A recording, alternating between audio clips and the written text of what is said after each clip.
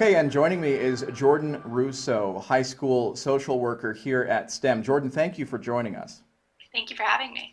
And this is an important topic that we're talking about because so many students across the country are doing virtual learning, teachers as well. For a lot of these individuals, it's something that they are adapting to and is not easy for them, and that can have effects on their social and emotional state. And so we figured you would be the ideal person to talk to since you really help students with this. And so the first question that I have for you, what general advice do you have for students who are struggling to adapt to the idea of virtual learning? Sure.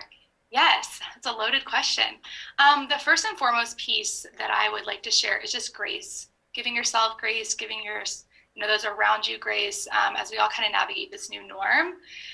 Something else is just that routine, really ensuring to stick to a routine, whether that be in regards to your sleep routine and your sleep hygiene.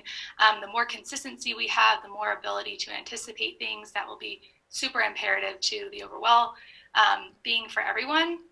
Another huge piece is just supports, reaching out, whether it be to your teachers, your friends, finding some way to connect. There's a lot of resources out there. I know a lot of students are using Zoom as a great platform to chat or even to have like a Friday night movie.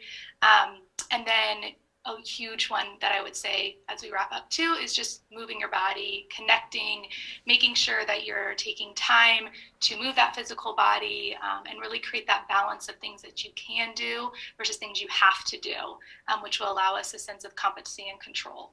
And one of the great resources that I've come to discover here at STEM is something called Russo's Calming Room. And I'm assuming that this is something that you helped develop and create, and it's really kind of like a library of resources for students who are struggling with virtual. And you go to this room, and it gives you a sense of calm, but at the same time, you click on these various objects in the room, and it takes you to the site for that particular resource. Tell me about that. Yeah, so it's something that a lot of other social workers are creating and colleagues. And so the room I created is specific to STEM. And so not only are there coping mechanisms and opportunities for, healthy and supportive distractions if a student's feeling overwhelmed or they just need some time to debrief, but it also has icons that students can click for crisis response and resources, as well as who they can connect with in regards to STEM. So we have a picture they can click that takes them directly to their counselor's contact information. We have a picture they can click that goes specifically to sources of strength resources and website. So it really essentially is for this opportunity where students need some of those extra supports and it's not as available because we're not in the school setting, they still have that, and teachers have done a really good job presenting it and letting them know that this is something. And during advisement, at least for the high school, the teachers gave the students the opportunity to kind of play around with it. So they should really have access to it at all times. Well, it's really neat, and it's something that I have not seen before. So good job getting that up and online.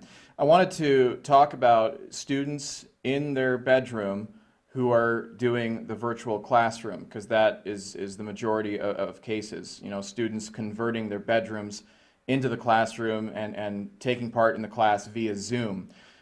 From a mental health aspect, you point out that it's important for these students to separate the classroom from the bedroom in that same space. Can you explain that and why it's important to do? Yeah, so this is something that I have been talking with students and encouraging them to do kind of since the start of all of this. And so the main idea behind this is that our mind and body are all connected and we create these associations and act accordingly. So right now, your bedroom, your house is utilized for pretty much everything, right? We sleep, we study, we play, we engage. So really creating that difference and that separation will allow for our mind and body to create associations that will hopefully be helpful. So if you are in your bedroom, you can use tools or you can use some visual cues that can really help. So that when it is time to wind down or it is time to go to bed, your mind and body know, okay, this is no longer my area of study, but it's my area to sleep and to rest, which can be super helpful for productivity and just for overall well-being.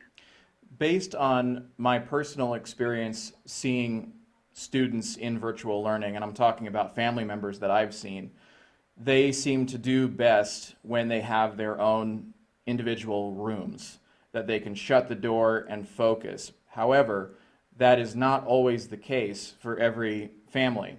What advice would you have for the students who are trying to operate in extremely small spaces?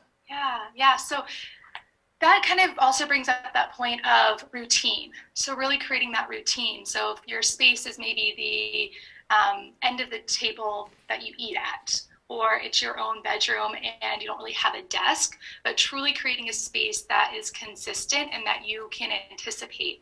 So if it is, maybe you're in a multifamily home or you just really don't have the space for a conducive work area, then you can use those visual cues. So maybe it's a flag or it's a jacket that you wear, and that kind of internal dialogue or whatever it might be, where you're saying, okay, this is me starting my day, this is me working, and then removing that flag or taking off that jacket to indicate that that part of the day is no longer and it's the end of the day. And really being able to remove yourself if possible when when the day is over and the space is no longer being utilized for what it intentionally was being utilized. So like kind of what we were saying with the bedroom, right? We want to make sure that our bedroom is a calm and inviting place so that we can have adequate sleep. But if we're doing our studies there and our socialization there, it can get kind of confusing and those associations can become blurred. So doing things with those visual cues can be really helpful, and in turn create just, once again, that overall well-being piece. Now, when classes are in person, in session here at the school, teachers have the responsibility of making sure that their students are both physically and emotionally healthy during their time here at school. So now that extends to making sure that those students are physically and emotionally healthy at their home, which can be difficult to do when you're operating via Zoom and trying to gauge, where each student is at physically and emotionally. What advice would you have for teachers in how they can keep that up during this virtual period? So overall, I think STEM does an incredible job. I think their teachers are really in tune with our students, and I can speak from when we are in person and even currently, we are very involved with what's going on, and the teachers do a really good job sending the mental health and counseling team any students that are struggling or that they have any type of concern for. So I definitely would encourage that to be continued. And also just reaching out, checking in, and that's something I wanted to also touch on when you're kind of asking overall with that general advice is talk to each other, connect, ask questions, inquire about what's going on. Check in with one another, especially with the teachers, and also check in with themselves. If they're feeling overwhelmed, it's probably pretty fair to say that their students are feeling overwhelmed. So definitely making sure that that communication piece is in tune, and also share, have healthy and appropriate self-disclosure. Ensure that what you're doing to check in with yourself, what you're doing to take care of yourself, modeling that, because students might be able to benefit. If you're going for a 15-minute walk, if you're spending time virtually with family and friends, sharing that can be really humanizing and helpful for the students. And then also giving grace. If students are struggling, if they're falling behind, trying to really connect and figure out what would be the best opportunity for the student to still display what they're understanding, as well as what they might be struggling with.